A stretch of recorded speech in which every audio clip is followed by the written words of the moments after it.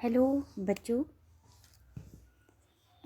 हम किशोरावस्था में मन क्यों भटकता है इस पे चर्चा करते हैं, या इस विषय में मैं आपको समझाऊंगी कि ये अवस्था ऐसी होती है जिसमें हमारा मन हमारे कंट्रोल में नहीं रहता है। हम अपने मन को कैसे काबू में करें हम समझते हैं। इसके साथ साथ मैं आपको ये भी बताती हूँ कि हमको किस पर भरोसा करना चाहिए और किस पर नहीं।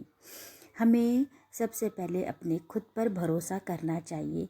क्यों? क्योंकि खुद पे भरोसा करने से हम अपनी बाजी को पलट सकते हैं, या दुनिया में हम जिस चीज़ को, जिस लक्ष्य को हासिल करना चाहते हैं वो कर सकते हैं। क्योंकि हमारा मन हमको कभी धोखा नहीं देता। यदि हम दोस्तों पे भरोसा करते हैं तो दोस्त किसी भी टाइम हमको धोखा दे सकते हैं या हमारा भरोसा तोड़ सकते हैं। हम समझ रहे थे कि किशोर अवस्था में मन क्यों भटकता है, हम भटकते मन को कैसे रोकें, इसके बारे में चर्चा कर रहे थे या हम समझ रहे थे। ये जानना हमारे लिए अति आवश्यक है। यदि हम ये सारी चीज़ें समझ जाते हैं तो बहुत सारी परेशानियां हमारे सामने जो आती है उन परेशानियों का सामना हम कर सकते हैं। मन को भटकने से रोकने के लिए बहुत सारे उपाय होते हैं, पर हमें इसके बारे में कोई जानकारी नहीं होती है। हम इनका मार्गदर्शन कैसे लें, किनसे चर्चा करें। पर जब मन आपके कंट्रोल में नहीं रहता है तो आपको सबसे पहले अपने माता पिता से चर्चा करनी चाहिए या और खुल के बात करना चाहिए। किशोरावस्था बड़ी नाजुक होती है क्योंकि यही समय होता है जब भविष्य बनाने की दिशा में हम कार्यरत रहते हैं या कार्य करते हैं, और उम्र में भटक जाने से इसका असर हमारे भविष्य पे पड़ता है। जीवन की अनगिनत रास्ते निकलते हैं। इसी उम्र में हम ऊर्जा और क्षमता से भरपूर होते हैं। किशोरावस्था में कुछ शारीरिक व मानसिक बदलाव आते हैं जिससे भटकने की आशंका बनी रहती है।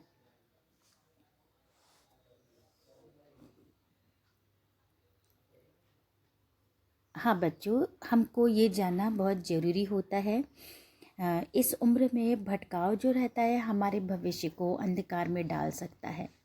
साथ ही हमारे करियर बनाने का समय होता है तो हम अपने करियर के बारे में नहीं सोचते हैं, और एक बुरी आदतें जो हम में आ जाती है तो हम उसी की तरफ आकर्षित होते रहते हैं।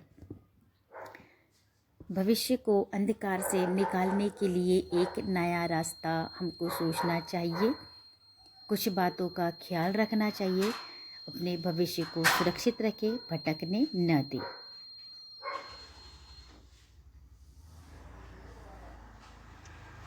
अब हम किस प्रकार की तैयारी करेंगे अपने भविष्य को बचाने के लिए, या अपने मन को रोकने के लिए, या गलत राह में जाने से हम अपने आप को कैसे रोकें। हमारे माता पिता, हमारे शिक्षक, गुरुजन या हमारे बड़े बुजुर्ग जो रहते हैं वो हमको सही मार्गदर्शन देते हैं। हमें उनकी बातों का अनुसरण करना चाहिए। उनकी बातें सुने, समझे और उनका मार्गदर्शन लें। सबसे पहले आप अपनी रुचि का ध्यान रखें। पता करें कि आप किस क्षेत्र में कार्य करना चाहते हैं, किस क्षेत्र में आपकी रुचि सबसे ज़्यादा है। इससे आपके मन में अपने करियर को लेके जिज्ञासा जागेगी या जिज्ञासा बनी रहेगी। पसंदीदा गतिविधि को करें। हर किसी व्यक्ति में कोई ना कोई शौक होते हैं, वो अपने शौक के माध्यम से अपने मन को शांत कर सकते हैं। लत से दूरी भली। कई ऐसी लत है जो हमको लग जाती है तो हम उनसे पीछा कैसे छुड़ाएं। आजकल बच्चों में एक सामान्य समस्या बनती आ रही है, वो है मोबाइल फ़ोन और इंटरनेट का हद से ज़्यादा उपयोग। इसका सीधा संबंध बच्चों के मानसिक विकास और करियर से होता है। कोशिश करें कि ऐसी लत से दूरी बनाए या दूर रहे। दोस्ती लाएगी सकारात्मकता। हाँ, जब आप तनावपूर्ण महसूस करें या आपका मन शांत न रहे तो आपको कुछ दोस्तों की आवश्यकता होती, पर वो दोस्त ऐसे होने चाहिए जो आपको सही राह दिखाए, आपको गलत राह से बचाए। दोस्तों के बीच बैठें, अच्छे दोस्तों के बीच, और अपने करियर के बारे में उनसे चर्चा करें।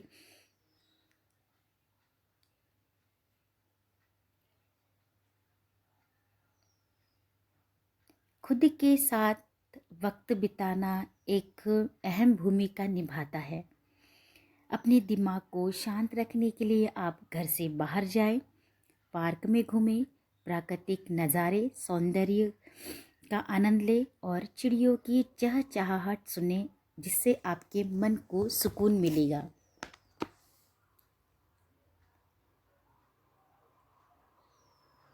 संगत पहचानना है अहम।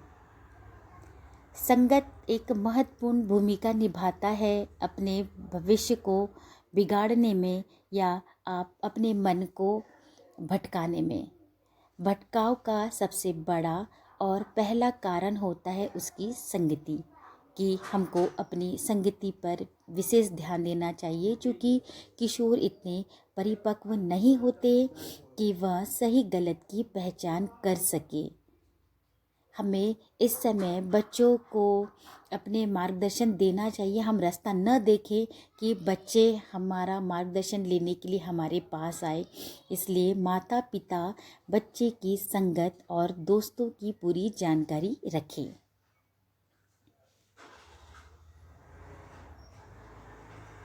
माता पिता को बच्चों के लिए वक्त निकालना बहुत आवश्यक है कि बच्चों के लिए अपना समय निकालें। इसके साथ साथ अब शिक्षक के लिए भी मैं चाहूँगी कि शिक्षक की भूमिका भी क्या रहती है बच्चों के भविष्य के लिए, बच्चों का भविष्य वो कैसे बनाएं। बच्चे इस उम्र में कम लोगों की बातों को सुनते हैं, कम बातों का अनुसरण करते हैं, या उनको वो लोग पसंद आते हैं जो उनकी बातों को सुनते हैं या उनको समझते हैं। इसलिए शिक्षक की भूमिका है विद्यार्थियों की भावनाओं का आदर करें। शिक्षक प्रशिक्षित, हंसमुख एवं उत्साहित हो तो बच्चों में छिपी प्रतिभा को जागृत कर सकते हैं।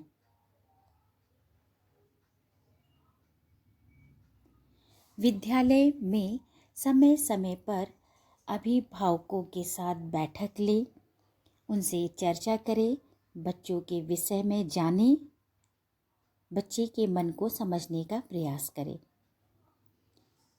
शिक्षक बच्चों को अच्छे संस्कारों से परिचित करें और बच्चों को जिम्मेदार नागरिक बनाने का प्रयास करें। ये सारी चीज़ें मतलब कुछ हद तक बच्चों के मन को भटकने से रोक सकती है, और हमें हमारी तरफ से ऐसे प्रयास करते रहने चाहिए। बहुत सारी चीज़ें ऐसे आती हैं जिससे हम अपने आप को समझ सकते हैं, या हमको पथ में किसी भी जगह में जब हम आगे बढ़ते हैं तो हमको मार्गदर्शन की आवश्यकता होती है, और एक अच्छे गुरु और अच्छे माता पिता होने के नाते हमें बच्चों का पूरा ध्यान देना चाहिए।